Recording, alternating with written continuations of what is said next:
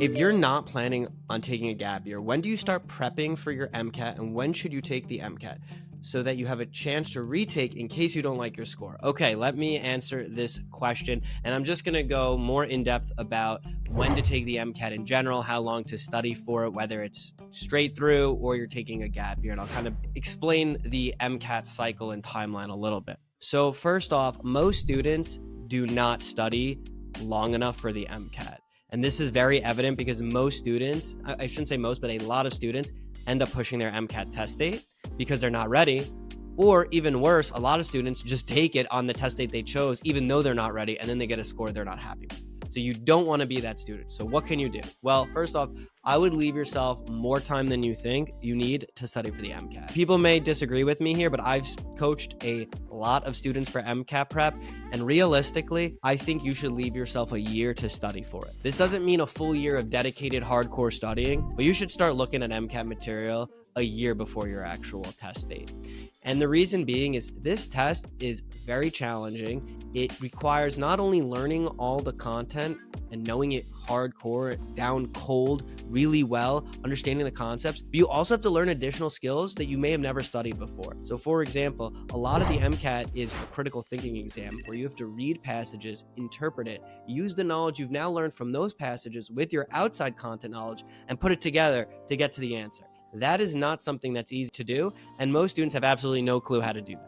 And so between learning all the content and learning how to take the test, it takes a lot longer than you think. Okay, so if we're saying we start studying a year out, do I really think you should be going hard for a year? No, I don't. However, how can you study a year out and still memorize everything? Well, that is where the power of spaced repetition comes in. So in our program, we have all of our students use Anki. We have a deck that goes along with our program, but there's a lot of free decks that you could get out there. Even if you don't use Anki, some form of spaced repetition is important. That's because what most students do is they read and highlight the multiple textbook series over a whole summer, and then by the end of that summer, they forget everything that they've learned because they're not using active techniques such as active recall, spaced repetition, and more importantly, using a question-based approach to your MCAT prep. So now I'm going a little bit into how to study, but it's important for understanding also the timeline as a whole. So, okay, when should you take it? Well, if you're applying without a gap year, that means you have to apply by your junior year. I like everybody to apply early, so that means June of your junior year.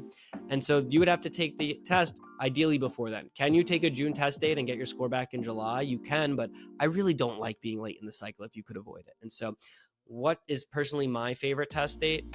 My favorite test dates are either the January test date, because it falls usually on winter break. And so you can do nothing over winter break but study for the MCAT and really have a focused, dedicated 4 weeks leading into that exam where you're really peaking right as you're about to take it. Obviously, you're studying a lot longer beforehand, but having full undivided attention to just MCAT leading into that exam is very important. And so when's the other time a lot of students can do that? Well, that is over the summer and studying the whole summer and then taking it at the end of the summer. However, if you're trying to apply straight through, you can't take it at the end of the summer because now, let's say you take it in August, that's way too late to apply in that cycle. If you're trying to apply without a gap year, you need to either take the MCAT in January or in like April, May, which is spring semester of your junior year.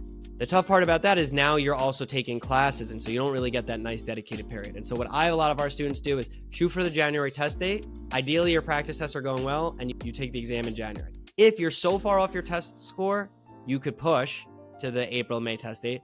Or if you're close and you take it and just didn't go well, well, then you have enough time to retake it in April, May. So that's one option. If you're taking a gap year, now you have even more options. So in this case, you could do those 2 times. I don't recommend it if you're taking a gap year. What I recommend is taking advantage of having that junior year summer.